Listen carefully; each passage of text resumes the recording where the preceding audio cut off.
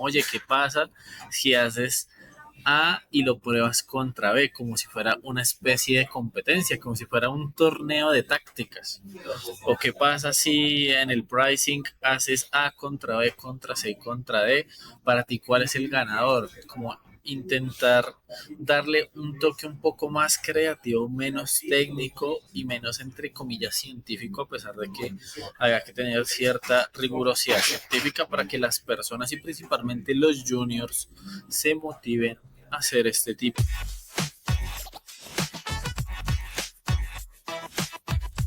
Hola, ¿qué tal a todos? Yo soy Daniel, soy el anfitrión de Experiment Nation Podcast en español. Este podcast, para los que están escuchando ahorita, nos están viendo, ya existe en inglés, pero ahora estamos dándole un agregado al español y estamos dándole oportunidad a todas las personas de experimentación, CRO o Growth, o todas las personas que hagan el método científico de alguna cierta forma en su trabajo.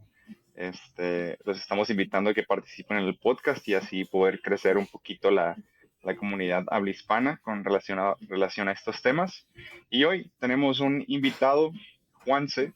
Él es Growth Manager, pero yo creo que voy a dejar a ti, Juanse, que nos platiques un poquito más sobre tu carrera, cómo empezaste en este mundo de la experimentación. Listo. Bueno, hola Dani y hola a todos y todas las personas que van a ver esto hoy o en un futuro. Me presento, soy Juan Sebastián Romero.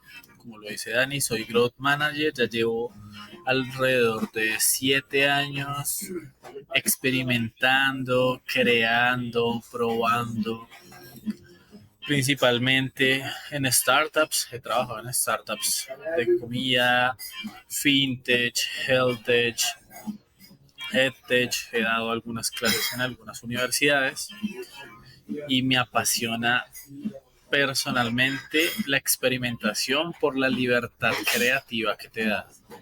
No tanto por el rigor científico, sino por esa llama creativa y los resultados que puedes tener. Es lo que me motiva todo el tiempo a seguir aprendiendo.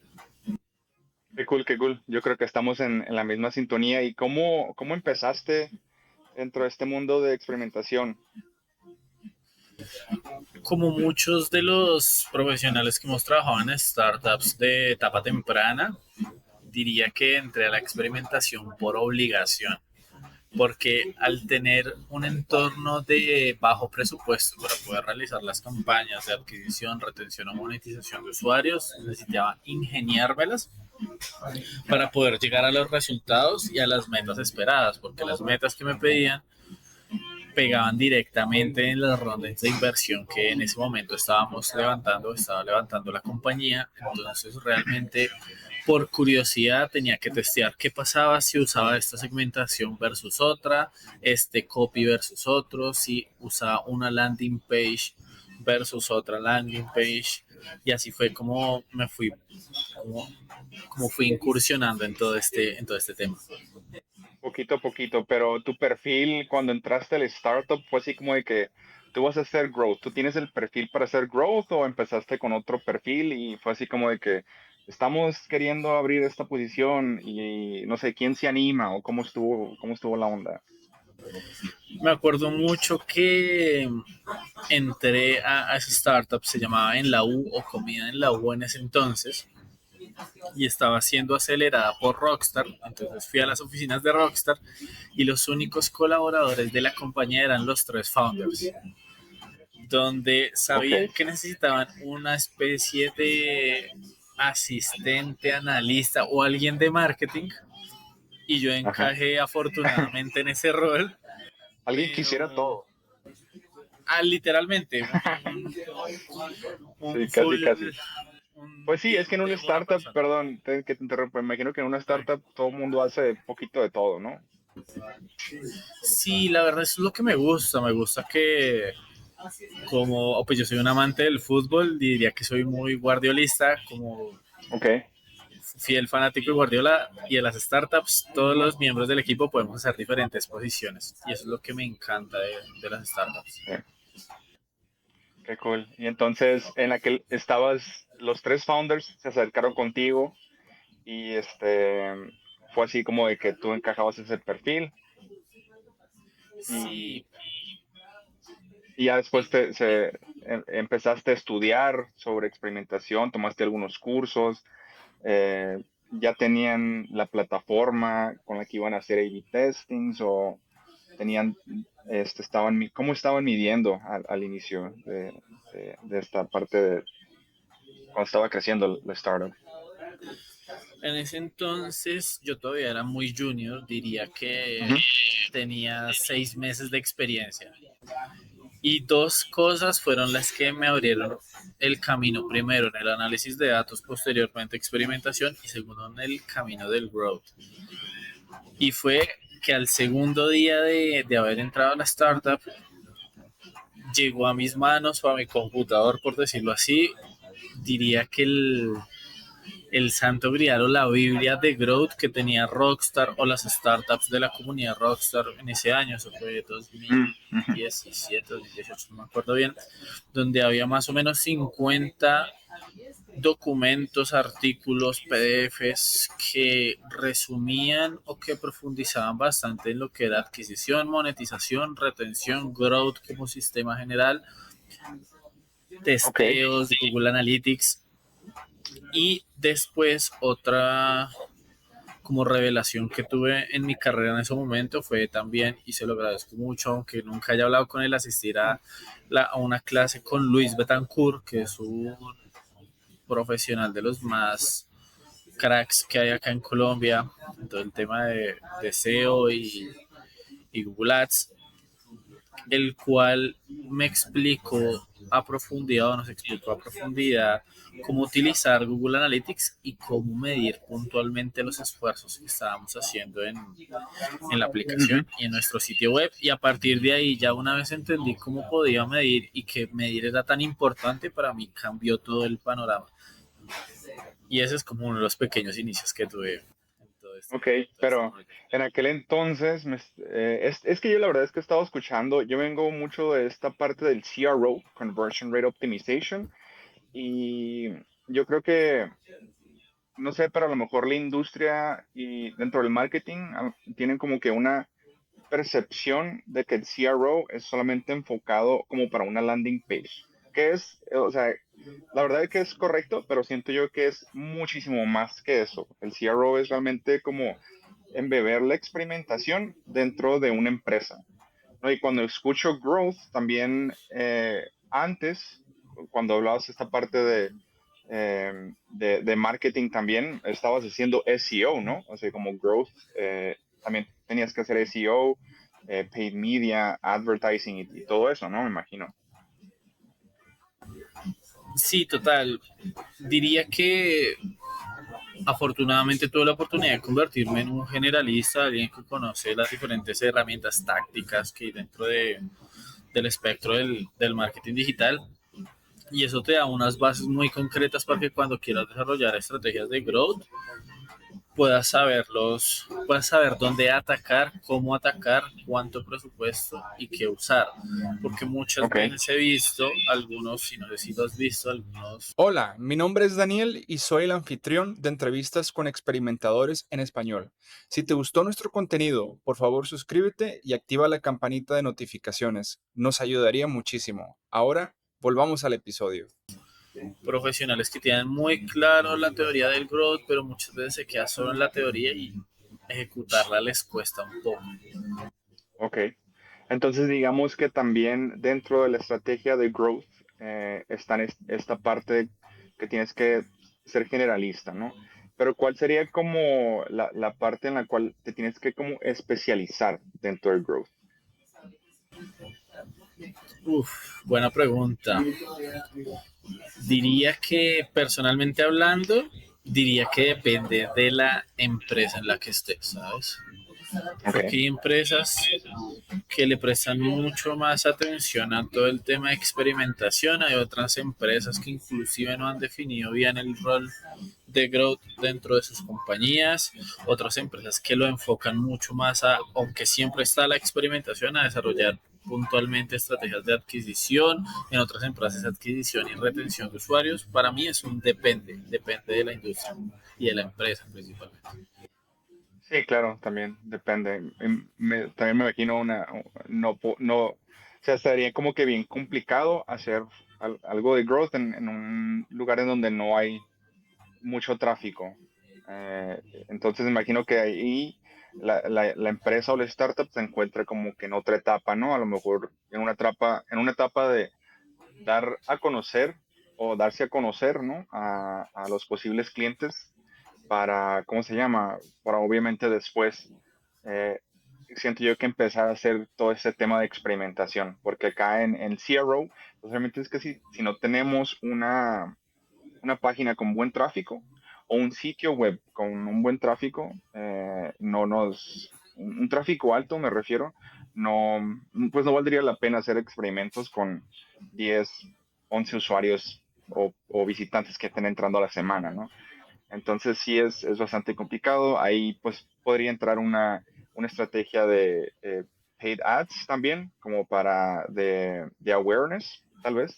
Entonces ver cómo inmediatamente estar captando la información de los usuarios, cómo es que están interactuando, para posteriormente, si hacemos un retargeting, y a lo mejor en el retargeting ya convendría hacer un experimento, ¿no? De hecho, desde awareness a lo mejor ya se puede hacer un experimento, ¿no? Dependiendo del tráfico que está entrando a la página, pero me imagino que es un poquito similar en growth. Y ahorita corrígeme si estoy mal, yo cuando he escuchado growth, siento que se enfocan muchísimo en la parte de producto, como experimentación de los productos. ¿Es correcto o también abarca amplias disciplinas, ¿no? Es curioso porque para mí personalmente siento que han enfocado el growth principalmente hacia lo que es marketing. Yo Ujú. veo muchas descripciones de perfiles que buscan un growth hacker, growth marketer, etcétera, etcétera. Y las funciones son principalmente de una persona de marketing, un full stack marketer, un trafficker en muchos casos. Pero para mí en esencia el growth es transversal a producto y a marketing porque tienes que combinar aristas de una u otra para poder desarrollar estrategias de adquisición, retención y monetización. No puedes pretender que solo cubriendo las aristas de marketing vas a poder desarrollar un sistema de crecimiento efectivo. Cubriendo solo las aristas de producto vas a poder crecer sosteniblemente. Es algo que va transversal y que creo que hay que desmitificar un poco a las empresas en ese sentido. Ok. Y dentro de cuando estabas empezando, ¿cuál era como que los retos más grandes que te enfrentabas al hacer experimentos? ¿Cuál fue como que lo más complicado? Sería como que no sé, los datos no cuadraban o desarrollar ideas, hacer un equipo de growth o analizar los datos de algún experimento? ¿O qué es lo que más se te complicaba de todo este proceso de growth? Recuerdo que la primera dificultad que tuve fue relacionada a la medición puntualmente. No entendía cómo medir cuál de mis testeos era el que estaba teniendo una significancia versus el resto de opciones que estaba probando. También un poco el tema de cómo permear a los otros miembros del equipo de una cultura de growth y de experimentación, porque me ha pasado que muchas veces ven la experimentación como un riesgo que no hay que asumir y que prefieren irse con lo conocido que aprender algo que pueda ser aún mejor. Entonces, como que estas dos cosas Claro, muy puntuales fue las que tuve que enfrentarme en mis primeros retos. claro, sería como que esta parte del cambio de mentalidad, ¿no? Dentro de las empresas, ¿no? También el cambio de mentalidad no sé, que pues obviamente uno cuando corre experimentos, no todas las ideas son ganadoras, ¿no? Hay también un término de que pruebas para ganar o pruebas para aprender. Y yo siento que más como esta parte de experimentaciones, pues es mucho de aprender, ¿no? O sea, a veces que eh, salen o tenemos compañeros, ¿no? En mi caso yo me acuerdo que teníamos compañeros como muy enfocados de que esta idea funcionó en otra parte, al parecer funcionó en Microsoft, deberíamos hacerlo acá con nosotros también, pero sin probarlo. Y así como de, no, pues es que hay que probarlo, ¿no? O sea, no sabemos exactamente si lo que se está proponiendo, al final sí lo estamos haciendo, pero ¿cuál es el impacto que está teniendo a comparación de lo que ya existe? ¿No? Entonces, cambiar ese mindset para las personas es muy, muy complicado a veces. Eh, no, a veces no entiendo las razones. Yo creo que en mi caso como que caí directamente a experimentación y yo siempre he sido una persona muy curiosa, entonces, no sé, ¿cuál es el tío? ¿También has tenido esos como que tipos de retos de cambios de cultural? Porque vi que también tú eres como que has impulsado como que esta parte la motivación dentro de los equipos, ¿no? Eh, Cuéntame un poquito más al respecto de esto, cómo le has hecho, cuáles han sido los métodos que has utilizado para hacer ese cambio de mentalidad y motivar a las personas que sigan o que empiezan a experimentar y que sigan experimentando. Bueno, en el transcurso de mi carrera me he dado cuenta, una de las grandes cosas que me ha fascinado es el capacitar equipos alrededor del growth y la experimentación para poder, o he logrado enamorar a ciertas personas, a la gran cantidad de personas que he tenido el placer de liderar a través de la experimentación, literalmente, porque al inicio probaba ser muy técnico, muy conceptual en la enseñanza de este tipo de metodologías a mis equipos, pero muchas veces se aburrían, lo veían literalmente como la materia de investigación de la universidad, que la gran mayoría de estudiantes la ve con pereza, como con aburrimiento, y me estaba dando cuenta que no era por ahí hacia donde tenía que enfocar estas capacitaciones. Entonces dije, voy a dejar de probar este método y voy a probar otra alternativa, y es qué pasa si lo expongo desde una manera creativa, como oye, ¿qué pasa si haces A y lo pruebas contra B, como si fuera una especie de competencia, como si fuera un torneo de tácticas? ¿O qué pasa si en el pricing haces A contra B, contra C, contra D? Para ti, ¿cuál es el ganador? Como intentar darle un toque un poco más creativo, menos técnico y menos, entre comillas, científico, a pesar de que haya que tener cierta rigurosidad científica para que las personas y principalmente los juniors se motiven a hacer este tipo de esfuerzos y le pierdan el miedo, el aburrimiento y la pereza a experimentar. Ya una vez Ujú. Sí. entendieron la importancia de esto, ya pedirles que experimentaran en social media, paid ads, blogs, inbound marketing, producto, pricing, zero, mejor dicho, se volvía mucho más fácil y ameno para todos. Sí, creo que también cuando uno escucha, no sé, ciencia o experimentar, es como de, wow, no manches, o sea, como que siento que tenemos una percepción yo antes tenía la percepción, ¿no? De científicos y están descubriendo nuevas fórmulas, no sé, de la física y están haciendo como que son demasiado personas brillantes, ¿no? Y la verdad es que yo creo que todos pueden hacer experimentación. Este, ya también me he encontrado también con este aspecto de que se vuelve complicado, ¿no? El tema de analytics, que si, cómo calcular la significancia estadística, como que muchas personas se centran en eso.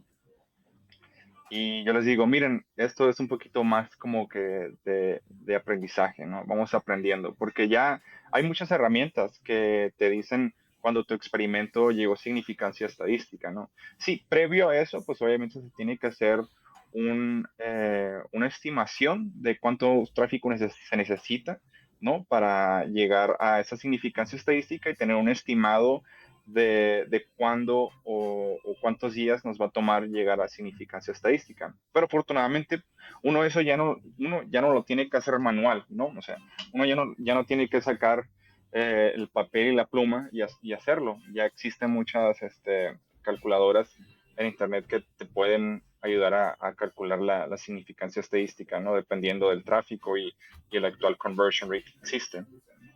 Entonces, sí, totalmente de acuerdo, como que centrarse en esa parte, como que sesga todas las oportunidades que uno tiene también en este aspecto de desarrollar ideas, ¿no? Cómo analizar datos para, para solucionar o hacer ideas, ¿no? Y qué es lo que se va a probar o cosas que se pueden probar. Voy a cambiar un poquito como que la conversación. Me da mucho interés conocer cuál ha sido como esta parte cuando recién iniciaste. ¿Qué herramientas utilizabas cuando recién iniciabas a experimentar? Cuando recién inicié a experimentar, la primera y básica, Google Analytics, para poder medir ciertos experimentos o testeos, principalmente en marketing. Me acuerdo mucho que para A/B testing en el email marketing que tenía ese reto, tenía SendGrid. Me acuerdo que Ah, usaba ok, SendGrid SendGrid, sí, en su sí. momento, una herramienta que para hacer MVPs o para testear ciertas ideas me ayudó muchísimo y que personalmente tengo un cariño enorme. Typeform, para hacer formularios, para validar ciertos tipos de ideas. O sea, Typeform fue de las primeras Ok, herramientas.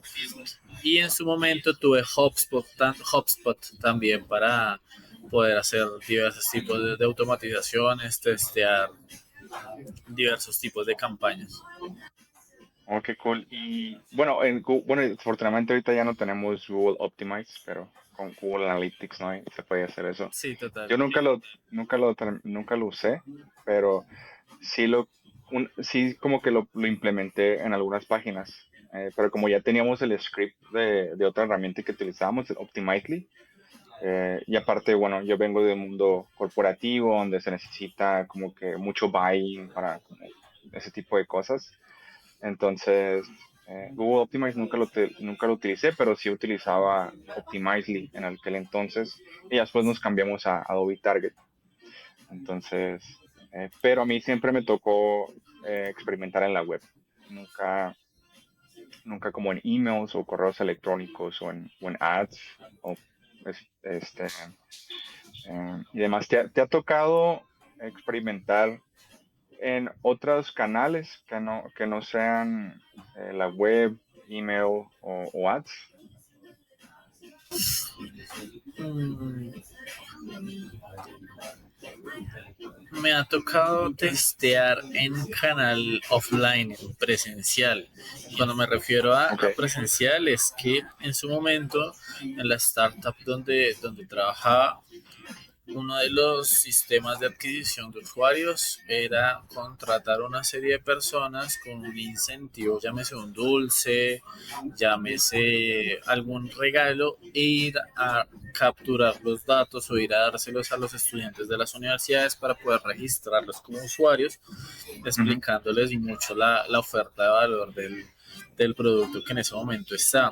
Y alcanzamos a testear más o menos unas 20, 10 o 20 variaciones de pitch, el cual le decíamos a los estudiantes hasta que encontramos como un pitch ideal que era corto, era sustancioso, pero era lo suficientemente atractivo para registrar una cantidad de usuarios, la verdad, bastante valiosa para la compañía en su momento. Ahí sí me salí total de sí. mi zona de confort del mundo digital y pasé la experimentación un poco a la presencialidad. Ah, qué curioso.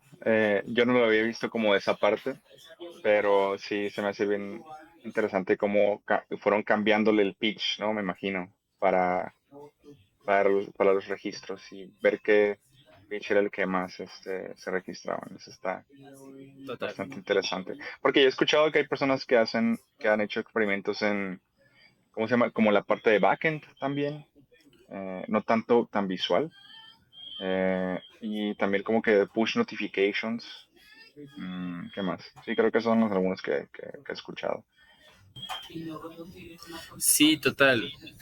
También, digamos, si no estuve directamente, pero uno de los founders con los que tenía el placer de trabajar se llama, perdón, Santiago Espinosa. Me acuerdo que testeaba bastante en procesos no relacionados tanto a los usuarios, sino en procesos contables, financieros, como que podía experimentar mucho el proceso hasta llegar a la forma más efectiva de hacerlo. Eso es algo que siempre admiré y que me di cuenta que la experimentación inclusive puede ser transversal a todas las áreas de la compañía, más allá de algo que genere algún rédito económico inmediato. Yo me pregunto el de consejos y tips que le harías a alguien que esté pensando en empezar en growth, experimentación o similares. Sí, muy buena pregunta. Yo también te voy a hacer esta pregunta. Entonces, eh, algo que les recomendaría es que dependiendo de en qué área se encuentren o qué tipo de empresa sean, primero revisen si tienen el suficientemente tráfico para hacer experimentos, ¿no? Investigar, ¿cómo se llama? Cómo, o sea, ¿cómo vas a llegar a significancia estadística si corres un experimento, no sé, en una página web de tu empresa que con 1,000 usuarios al mes o con 1,000 usuarios a la semana, tal vez 1,000 usuarios al mes es poquito, pero sí he visto experimentos con mil usuarios al mes, pero que han tenido un alto porcentaje de conversión. Ahí siento que las ideas tienen que ser muy radicales o un cambio totalmente grande. Pero primero, revisar que tienen el tráfico suficiente como para correr un experimento dentro de que esté corriendo unos 2 semanas. Eso. Después, asegurarte que haya a un ejecutivo dentro de la empresa que realmente crea en experimentación. Porque si no tienes a un sponsor, va a ser muy complicado. Va a ser muy complicado que los ejecutivos o algún sponsor o alguien de liderazgo tenga experimentación como prioridad. Lo otro que recomendaría también, que esa es como la tercera. La verdad es que hay muchos y puedo seguir y seguir y poquito a poquito ir diciendo, ya cuando desbloquees esto, tienes que desbloquear esto otro, tienes que desbloquear esto otro. Pero ya, los tres primeros, asegurarte que tengas mucho tráfico, o sea, tráfico suficiente como para correr un experimento de las próximas 2 semanas. Dos, un ejecutivo que te puede ayudar a sponsorship o darle prioridad a experimentación. Y tercero, también compañeros iguales que tú que tengan esa curiosidad de empezar a experimentar y poquito a poquito ir, no sé, a sesiones de ideación dentro de la empresa y poquito a poquito ir tratando de conseguir buy-in tanto de los ejecutivos como tus compañeros de trabajo. Yo creo que eso es lo que me enfocaría yo si estaría como empezando. Obviamente, después podría ir checando otras cajitas, pero esas serían las primeras. ¿Y tú, cuáles serían como que tus recomendaciones que podrías darle a alguien que apenas está empezando? La primera recomendación es algo que intento impartir a las personas con las que tengo el placer de colaborar o liderar, y es algo que llamo la recursividad digital. Es decir, que las personas no se detengan, no se varen ante un reto si encuentran la herramienta o la solución adecuada inmediatamente, sino que sean capaces de navegar en ese mar de internet de millones y millones de herramientas y puedan encontrar tantas soluciones que les permita experimentar de 10.000 formas sin problema, que sean curiosos y que naveguen internet de una forma inteligente. Para mí esa es una de las de los consejos que les daré. Y segundo, documentar todo. Creo que es de las cosas que más me tardé en aprender, pero la documentación es vital para que lo que hayamos experimentado, lo que hayamos aprendido tenga cierta validez para el futuro, si no va a desaparecer como arena en el viento. Entonces, para mí son esas dos cosas claves. Sí. Y yo creo que también la parte de documentación es como que la parte que nadie quiere ver. Así como que, Uy, sí. sí, ya lanzamos el experimento, ok, se hizo la implementación, pero ¿dónde quedó la documentación, no? Porque justo como comentas, sí, van cambiando las situaciones, pero después, si tenemos eso documentado, a lo mejor y nos sirve a de que, bueno, ya tenemos como un respaldo ahí de algo que ya hicimos antes y a lo mejor y sí, ya cambió el panorama, pero podemos rescatar algunas cosas de eso. Y como es la última parte de los experimentos, como que nadie le pone atención y es una de las cosas más complicadas en términos de que pues a todo mundo le da hueva, yo creo. No porque es complicado, sino que porque ya es lo último. Sí, total, es la parte con menos glamour, pero es de las más Sí, importantes, y si no el proceso previo no va a servir de nada. sí, exacto. Ay, por eso, y ya cuando vas empezando, ya estás documentando en todo, ¿no? Dices, mira, hicimos esto y esto y esto otro. Y a lo mejor es más fácil que consigas buy-in, ¿no? O sea, que consigas ese sponsor que te ayude a llevar experimentación al siguiente nivel. O poquito a poquito Totalmente de de acuerdo. 1 a 0. Perdón, de 1 a 0. De 0 a 1. Totalmente de acuerdo. Muy bien. Y, y bueno, yo quiero preguntar, te voy a dejar esta última pregunta de cómo puedes construir un growth team con poco presupuesto o bajo presupuesto. Que siento que es un gran reto, pero ¿qué es lo que se necesita? Realmente, en las diferentes experiencias que he tenido reclutando equipos o haciendo parte de este proceso, para mí, ver el nivel de curiosidad de la persona y no solo que sea una curiosidad manifestada, como soy una persona curiosa, sino en serio indagar mucho más en esa curiosidad, para mí es algo que marca la parada para cualquier tipo de rol dentro de un equipo de growth, porque ya con eso tenemos mucho terreno avanzado y es una persona que fácilmente va a aprender las nociones de experimentación o la experimentación en sí de una manera mucho más rápida. Es algo que yo aplico, de pronto puede sonar un poco abstracto, pero para mí analizar el nivel de curiosidad es algo que va a marcar si no tienes mucho presupuesto y estás reclutando muchos perfiles juniors para armar tu equipo, analizar la curiosidad o el nivel de qué tanto una persona quiere buscar nuevas soluciones, nuevas herramientas, tendencias y demás. Para mí ya con eso puedes ir armándote un Dream Team. Sí, como que siempre, a personas que siempre se estén preguntando, ¿no? Exactamente. Cómo se pueden ir mejorando las cosas, especialmente como para los usuarios o los visitantes, dependiendo dependiendo de qué canal sea, ¿no? Pues, pero sí, de ver en dónde analizar bien la problemática y ver cómo se pueden solucionar esas blockers o problemas que tienen los usuarios. Creo que es muy importante la curiosidad en esta parte. Totalmente. ¿Y qué más? Eso es lo único. Para mí, o sea, personalmente para mí sí, porque ya dentro, ya después entras a ver los factores ya de habilidades duras, habilidades blandas, que son muy tradicionales en los temas de reclutamiento, pero si yo quisiera armar un equipo bajo presupuesto y tengo un presupuesto dedicado para principalmente juniors, me enfoco en el nivel de curiosidad de cada uno y que tenga habilidades afines a lo que estoy buscando para cada cargo. Y así es como me ha funcionado y pues afortunadamente si algunos de mis pupilos, como les digo acá viendo este podcast, pues ellos darán cuenta de que funcionó.